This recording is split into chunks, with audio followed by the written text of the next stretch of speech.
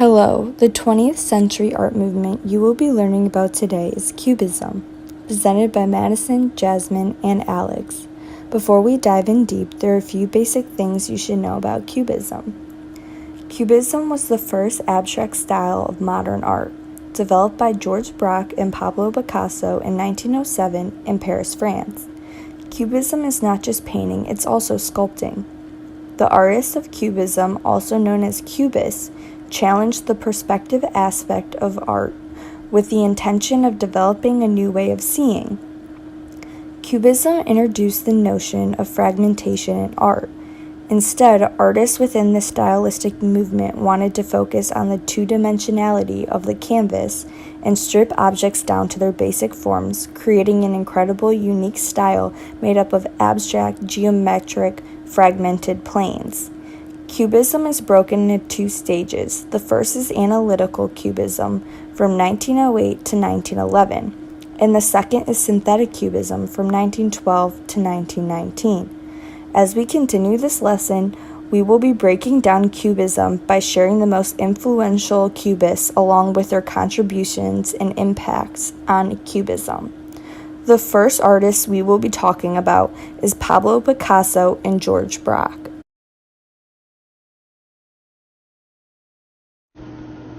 George Braque, who's pictured on the left, is credited with the creation of the visual art style Cubism, alongside Pablo Picasso, who's pictured on the right, between the years of 1907 and 1914. Braque met Picasso, and together they established the principle of art being autonomous and not just imitating objects of nature. Picasso and Braque questioned the means by which reality is understood or represented. Picasso and Braque admired Paul Cézanne enormously. The late work of Paul Cézanne's representation of three-dimensional form are credited as being primary influences that led to Cubism. As you can see in this first painting by Cézanne, it is a still life of a pitcher and fruit. This would inspire Picasso and Braque because of its simple forms of cubes and spheres. This next painting by Cézanne is of mountains, and this would be inspirational to Picasso and Braque because the foreground and the background are not clearly defined. Cubism gives equal importance to the figure in the ground of paintings. As you can see from this photo, both Picasso and Braque's works were so similar that some of them are indistinguishable. Because Braque and Picasso's work were so extraordinarily similar, it is hard to credit one artist with the creation of the Cubism movement. Picasso first created Demoiselle, which you can see here on the left, which had an initial touch of Cubism. You can see the strong angles and forms in the painting. However, Cézanne, who we previously talked about, had a heavy influence on Braque, and his work began to reflect a movement towards geometrical forms. Braque then created the famous Houses in L'Estaque, which you can see here on the right. It may not look like it, but this is a painting of houses and a few trees on a hillside. None of the houses have very much detail, and it really comes down to the bare form in this painting. The sober coloring, rapt angles, and perspective of the painting were characteristics of Cubism. Once when Braque exhibited this work at Conwheeler's Gallery, an art critic, Louis Vassell, ended up naming the movement Cubism because he made a comment on the painting and how it had cubes.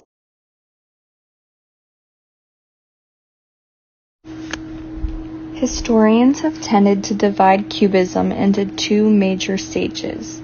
The early phase, generally considered to run from the years 1908 to 1912, is called analytical Cubism, and the second phase is called synthetic Cubism. Analytical Cubism is characterized by a fragmentary appearance of multiple viewpoints and overlapping planes. By 1911, George Braque and Pablo Picasso had paired up, and the analytical phase of Cubism had become full-blown. As you can see here, This painting, titled Man and Guitar, was created by George Braque, and it is a prime example of the analytical Cubism phase. This painting is characterized by the natural colors of brown, gray, and green, which were common of analytical Cubism. This painting seems to have many views. The space is flattened, and it has a kind of broken contour. This created movement in the painting because we can see several angles of the same object. There is a kaleidoscope type effect by using lines to divide the artwork into geometric shapes. Also, in most analytical Cubism paintings, the subject is ambiguous or hard to determine. Typical Cubism paintings frequently show letters, musical instruments, bottles, pictures, glasses, newspapers, still lifes, and the human face and figure. This next painting is titled A Girl with a Cross and was created by George Braque. This painting has many complex geometric shapes. All of the planes are unaligned with one another. The girl, who is scattered yet solid, and the space surrounding her come together to create a different yet wonderful look. It gives off presence and absence. As you can see in this painting, it also has dark, muted colors like many other paintings from analytical Cubism. In 1912, both Pablo Picasso and George Braque began to introduce foreign elements into their compositions, continuing their experiments with multiple perspectives. Pablo Picasso and George Braque began to literally glue cut out pieces of newspaper, among other things, to the surface of their paintings. This started the style of collage. This was considered the shift to synthetic cubism. Synthetic experiments touched off an even more radical turn away from Renaissance depictions of space and towards a more conceptual rendering of objects and figures. Picasso's experiments with sculptures are also included as part of the synthetic cubist style as they employ collaged elements. The image you see above is titled Still Life with Chair Canning. It is celebrated for being modern art's first collage. Picasso had affixed pre-existing objects to his canvas before, but this picture marks the first time he did so with such a playful intent. The chair canning in the picture in fact comes from a piece of printed oilcloth, and not, as the title suggests, an actual piece of chair canning. But the rope around the canvas is very real and serves to evoke the carved border of a cafe table. The viewer can imagine the canvas is a glass table and the chair canning is the actual set of the chair that can be seen through the table. Hence, this picture not only dramatically contrasts visual space, as is typical of Picasso's experiments, it also confuses our sense of what it is and what we are looking at. Picasso's experiments with collaged elements such as those in still life with chair canning encouraged him to reconsider traditional sculpture as well. Rather than a collage, however, maquette for guitar is an assemblage or three-dimensional collage. Picasso took pieces of cardboard, paper, string, and wire that he then folded, threaded, and glued together, making it the first sculpture assembled from disparate parts. The work is also innovative because it is not a solid material surrounded by a void, but instead fluidly integrates mass and its surrounding void. Picasso has translated the Cubist interest in multiple perspectives in geometric form into a three-dimensional medium, using non-traditional art materials that continue to challenge the distinction between high art and popular culture. This painting that you see here was created by George Braque and is titled Fruit Dish and Glass. Here it seems as though Braque is imitating the texture of wood. He created a paper paste using wallpaper, which has angles that give the painting an ability of different viewpoints. but at the same time, there is also a look of flatness portrayed through the wooden look.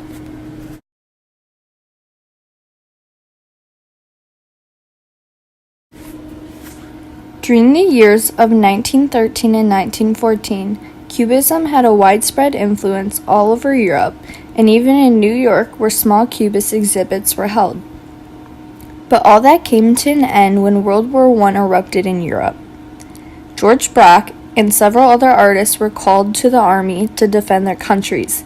This halted their ability to make any kind of artwork. Many art historians mark this event as the end of Cubism, but others believe it extended into the 1920s by Pablo Picasso, who did not go to war. Even though the art movement had ended, some of its style carried into different aspects of modern art. As the creators of Cubism, Pablo Picasso and George Braque are arguably the most influential artists in the Cubism movement.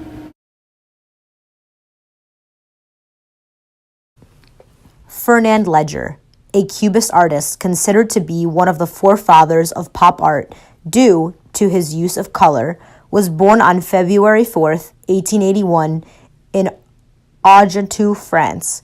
He was born into an unexciting ranching family with only his mother, as his father passed away when he was only 4 years old. Léger left his home at the age of 19 and moved to Paris to ultimately study architectural drawing. Because of studying these three-dimensional figures and cylinders, Léger later on developed what is known as a Cubist style of painting. In 1907, Léger saw a retrospective exposition of the work of Paul Cézanne and realized that Paul's work was in service of color and not the other way around, and this turned Léger away from abstractionism. Cézanne made him realize that art could be objective and purely abstract, celebrating its own essential elements. This became Léger's first building blocks, if you will, for the meaning behind his works. In 1909, Léger produced The Seamstress, in which he reduced his colors to a combination of blue, gray, and buff, and rendered the human body as a mass of slabs and cylinders that resembled a robot. By simplifying and abstracting the mechanized forms of the industrial world, combining abstract geometric forms with vivid color, Léger had created his own style of art called Cubism. This was a result of his cylindrical aesthetic of painting. At the time, Picasso and Braque were fracturing forms into multiple planes, and Léger adapted this technique but broke it down into tubular shapes. Léger avoided fragmented elements.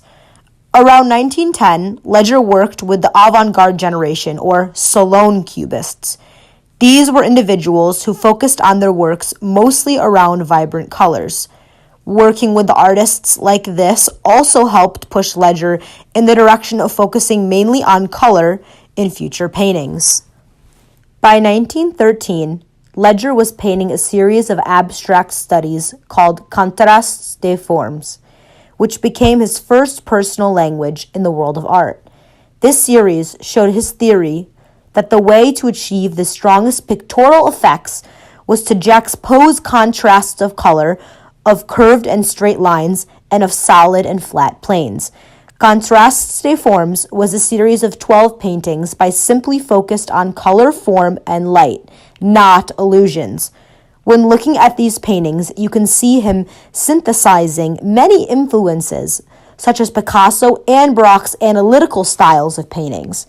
Contrastes des Formes has been described by many as having rhythm, a burst of energy, and exciting to be in the presence of. In 1916, Léger served in the French army for 2 years on the front lines. During this time at war was when the American scene began to fascinate him. Léger found a lot of support and exposure in the United States, and also just had interest in the country. This was unlike many of Léger's peers. He had made many American friends, and lots of his works became examples to American artists. Léger had said that the slang used by the man he fought with in the trenches were a form of poetry, and he sought this in his paintings.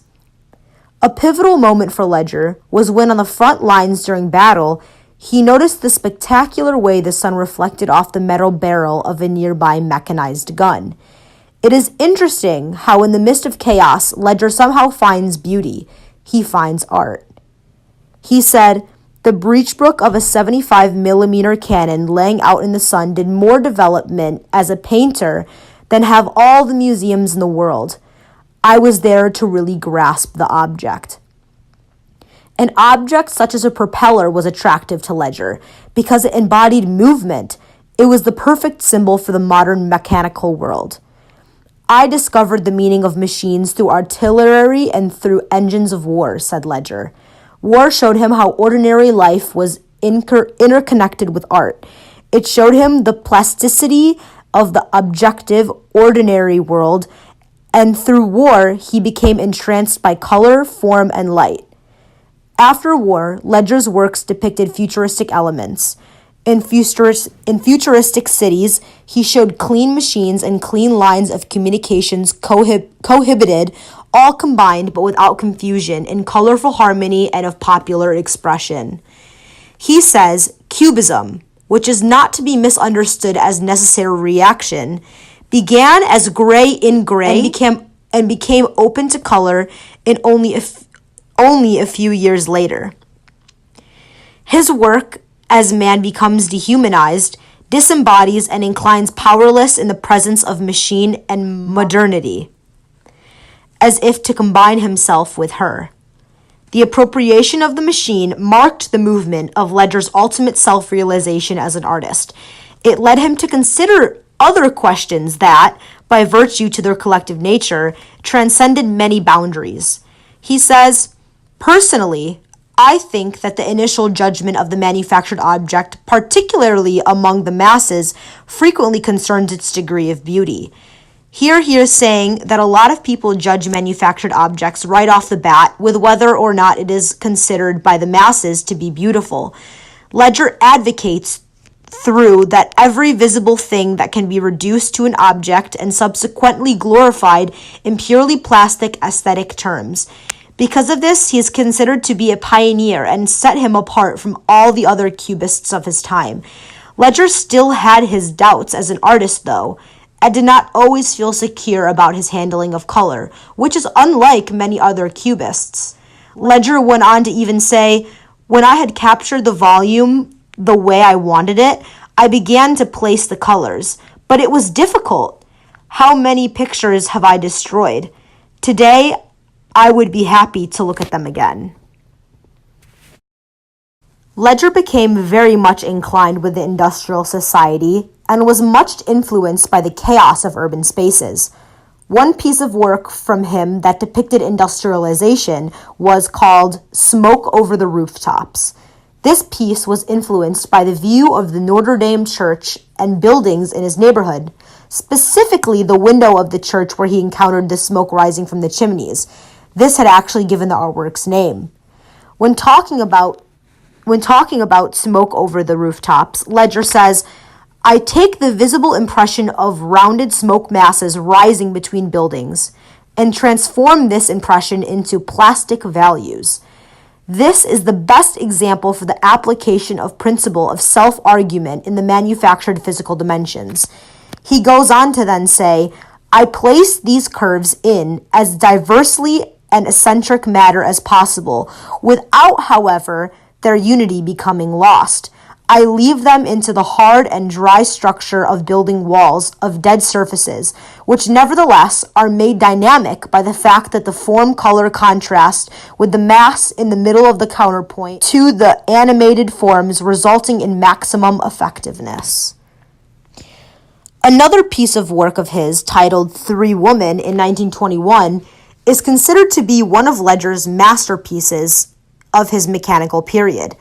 In this work, you can see the idea of simplifying the object, the women, to cylindrical figures. It is almost machine-like, very solid. The women sitting drinking what looks to be tea are in a nice, modern, and clean-looking setting, which is something during this time in Ledger's painting career he often did. Along with the importance of color usage, the mechanical world, and simplifying the subjects, Ledger also believed film, photography, theater, and literature were extremely influential vehicles for group experiment and instruction for the transmission of what he called narrative, sentimental, and representational subjects to a broad public. This was an advantage for painters because it gave new mediums to work with and left more dimensions of visuals.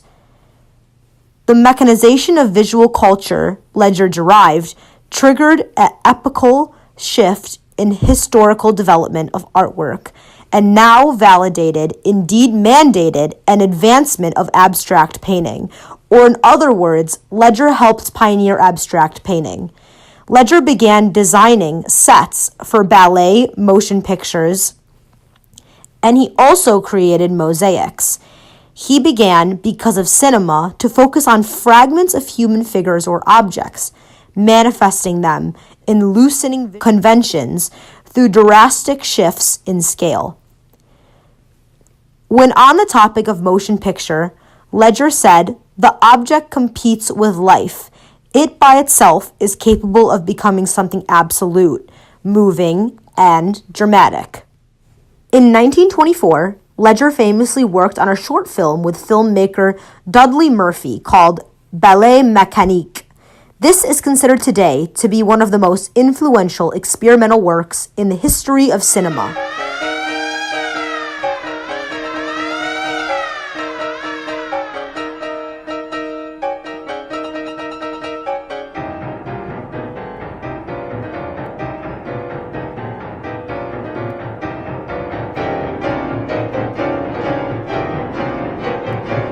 Repetition, movement, and a combination of imagery are meant to imitate the clockwork structure of everyday life.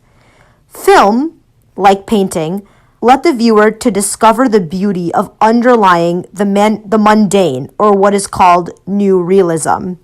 Ledger expanded potentialities of abstract art by redirecting the focus from subject to object and plasticizing elements of aesthetics. Ledger regarded mural projects as opportunities to collaborate with aesthetics and to engage aesthetically with the crowd, and finally to realize the social potential of modernist art. Ledger really saw these murals as communications and as a chance to try out new techniques, including abstract decoration. Ledger proposes that the viewers tend to react instinctively, spontaneously, and in advance of any consideration of the given object's practical merits or unity to the pull of eye-catching form. He believed that the modern painter was meant to confront the tumult of life and use its raw material. And when it came to modern painters, he believed they should make displays of work that not only respond to the profound way to the contemporary, but also contribute meaningfully to the creation, construction, and organization of the new age. And finally, Ledger says, there is a need for beauty scattered around the world. It is a question of quantity and demand. It is a matter of satisfying it. Now I realize that we as artists are still very useful as producers. Hello everybody, Alex here with yet another Cubist style artist. This guy, I guarantee you haven't heard of him. I mean, Pablo Picasso and Juan Gris aren't exactly the most popular artists in the world, but this guy, I guarantee you he is completely alien to you, and I also guarantee that you're going to like him. His name is Juan Gris. Okay, that's not exactly his real name. It was his name at death, but it wasn't his real name. His real name was Jose Gonzalez. He was born Jose Gonzalez in 1887, and he died Juan Gris in 1927. He only lived for 40 years, but he lived through World War I, which at that time, seeing as he was living in France at the time of the war, it is actually incredible that he survived to be even 40. Heck, he got a heck of a party in his 40s. I don't think there's a problem with that. He also married and had a kid, but here's the kicker. Nobody knows when he married, and nobody knows exactly who his wife was. There's no information surrounding that beyond a couple of website articles. Also, his kid didn't exactly do anything, so his kid wasn't super famous either. I guess when you're living in the shadow of your father, he being a super famous painter, you really don't have to do much. Anyways, Juan Gris was originally educated at the Escuela de Artes y Manufacturías in, I think it was Madrid. So that school was a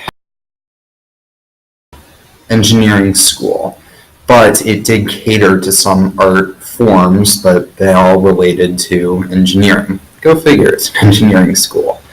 So while he worked there, he actually worked on periodicals, which is what Spanish people call newspapers. He was not exactly the greatest writer, but he actually did cartoons, which is interesting because that probably is what sent him down the path of drawing and painting for a living. Pretty cool. He started with something he just wanted to earn money for, and now he's a world-famous painter. Of course, it wasn't that simple. This was Juan's art teacher, Jose Carbonero. Jose taught Juan everything that he knew about traditional and non-traditional art. Specifically, they focused on painting, which, given what Juan did later on in life, it makes sense. The two worked together for 2 years after Juan Gris had left the school that he had attended for the past 4 years.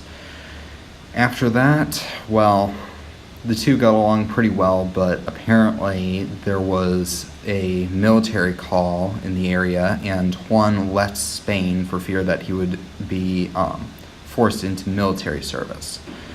He left Spain so that he could go to France, which was a pretty peaceful country at that time. Not later on, but at the time. And from there, he started the new chapter of his life with another famous artist, a man by the name of Pablo Picasso. After Juan arrived in France from Spain, he began to live at the dwelling of Pablo Picasso, another famous painter. This here is a photo of Juan after he moved into Picasso's apartment.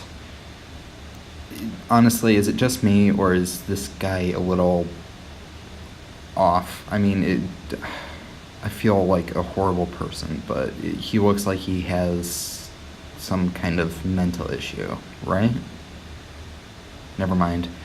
Anyways, Picasso was one of the founders of Cubism, and thus Picasso got Gris to do it, and Gris started painting seriously as a cubist about 2 years after he had moved there. Together with the rest of Section d'Or, or the Golden Section, as they were called, they went on to do many different shows, again, prominently featuring Cubism. However, Juan was not one to stick with, oh, it's new and inventive, we're going to go only with this area. He kept on improving on the Cubism, and that's where Juan became really special, and it's why I really, really admire the guy. Let me show you. So this is one of Juan Gris's first Cubist works. It's a portrait of Pablo Picasso, which, again, he was living with him at the time, so it would make sense why he would do Pablo Picasso as opposed to George Washington. But in all seriousness, Cubism generally revolves around dull colors and not exaggerating those colors all that much. So when Juan Gris did this painting and he used lots of blue, he made it super bright, you didn't really use all that many dull blend in with the background colors in the foreground. He was classically trained in that motivated him to change Cubism that is a mixture of new and classical. And that is evident in the painting. I mean, look at how bright the blues are. Look at how your eye doesn't gloss over both the background and the foreground. This is a picture with depth. It has background and it has a foreground, and it is easily definable what it is. This is Juan's style. Now let me show you a couple of others. Alright, so this is a good time to bring up the different mediums that Cubism can sometimes use. In addition to painting, some Cubists use a technique called collage. And collage is when they cut apart pieces of paper and paste them onto a canvas or a larger piece of paper. In this painting, titled Flowers, Juan Grieb does that. He incorporates it into the rest of his painting beautifully, and if you didn't look at it, or if you have super blurry vision like mine, you wouldn't even notice it. However, in this painting, he still deviates from normal Cubists. He still uses techniques that are typically found in classically trained artists. In this case, he uses complementary colors, warm and cool colors to be precise. He uses orange and blue, which are opposites on the color wheel and are respectively warm and cold. Typically, again, with Cubism, they use browns and dull grays. However, this is yet another show of how Juan Grieb is like, yeah, I don't want to do that. Sorry. But regardless, you can still see what it is, and he still adds depth to it that some other Cubists just don't put in there, and that sets him apart. This is the last one that I will be showing you. Okay, here you go. So I imagine you guys are wondering, why did this new art form suddenly appear? Really, it was due to the efforts of Pablo Picasso and Georges Braque. So if you want a definitive answer on where the origin is, you'd have to pay more attention to my partner sections. But I'll give you the overview. The world was kind of at a turning point at this time period. It wasn't exactly a peaceful time period. Everybody was on each other's toes. Everybody was like, oh, I have a bigger military than you. I can blow you all to smithereens. And I think that tension might have affected what kind of ideas Pablo Picasso and Georges Braque were experimenting with, and thus Cubism was born. I imagine that it was inspired by a broken pane of glass, because Cubism is divided into much smaller parts, like a spiderweb crack on a piece of glass. But it was impacted by World War I. Cubism wasn't started by World War I, but over the course of the First World War, it did take its toll on the actual art piece. The people that came back from World War I started drawing gloomier things, working with darker colors, even more so than before. Juan Grieb was amongst those people. He didn't abandon the bright colors that he had, but he was deeply, deeply affected by the war. So what did Juan Grieb actually do in terms of changing the world? Well, he did modify Cubism and thus create a completely different type of that art form. And by doing that, by making it a bit more close to what people were used to in their art, I think he brought public opinion back to this new form of art, and people were able to relate to it more, and they were able to like it easier. But then, what's the deal? Why is Cubism this big of a deal? Well, before we had to have certain areas were shaded, and then there was transition, and there was all of these requirements that were really difficult, and people who had good ideas couldn't get them down on paper, or in this case, canvas. Cubism offered a way to alleviate that, a way to break things down to their most basic function. And by incorporating the bright colors that everybody so loved, Juan Gris was like, this is art. This is the art that you love. Now you can do this by yourself. All you need is a ruler and a general form that you want to do, and then boom, there you go. That is art. You are the artist now. And I think that's why a lot of people liked it. I mean, there were still people that disliked it, but the general consensus for Juan Gris's artwork was positive. Pretty much everybody who saw it loved it. Well then, what about modern day effects? What did Cubism do for that? Well, for starters, I take it that you've heard of a game called Paint by Numbers. That was directly inspired by Cubism. The concept of taking the outline of shapes and painting inside of it was entirely Cubism. Also, this technique of painting based on section, using shadows in that manner, was then adopted, and it was used to the grid effect. The idea was to paint or draw a little bit at a time, each in a different section of the grid.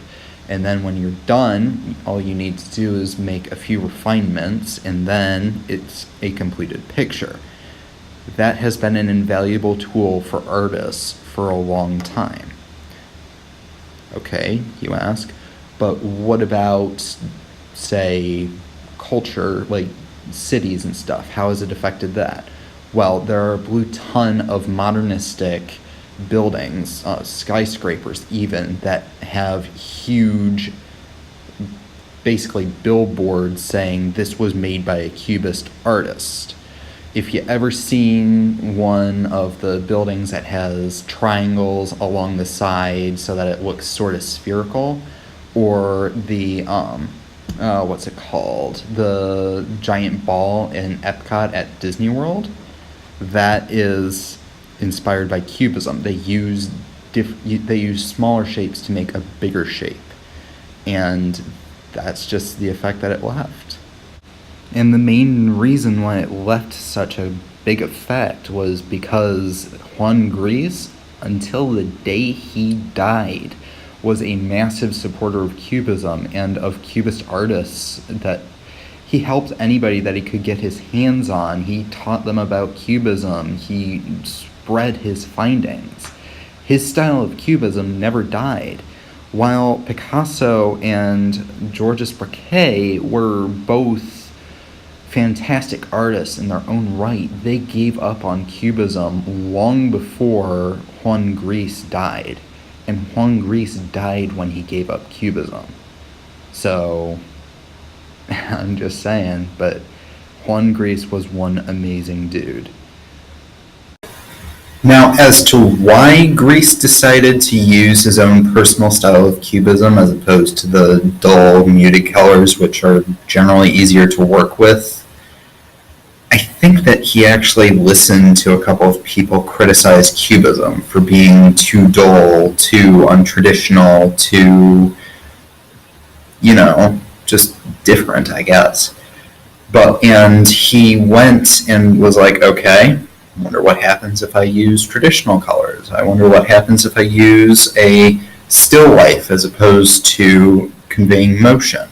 And when he did that, I think that's why he was so popular, and I think that was his idea. His idea wasn't just to be different, but it was also so that people would like Cubism, so that people would have a bridge, so that they would go and understand Cubism, and that they would see what the Cubist artists wanted them to see.